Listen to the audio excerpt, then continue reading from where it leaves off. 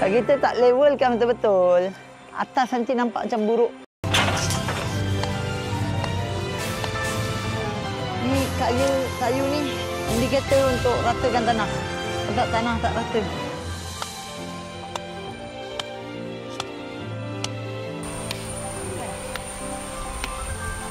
Itu perlukan level. Nampak je benang, tapi mengalahkan je batu. Kalau kita tak levelkan betul-betul, atas nanti nampak macam buruk. Buruk bukan buruk biasa. Padu memang buruk. Buruk nak buruk tu.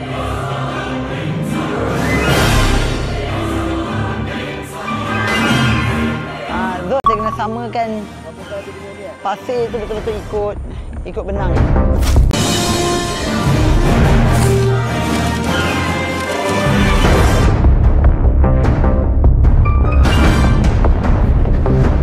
Okey guys, dah boleh cabut. Cabut. Kita nak letak plywood.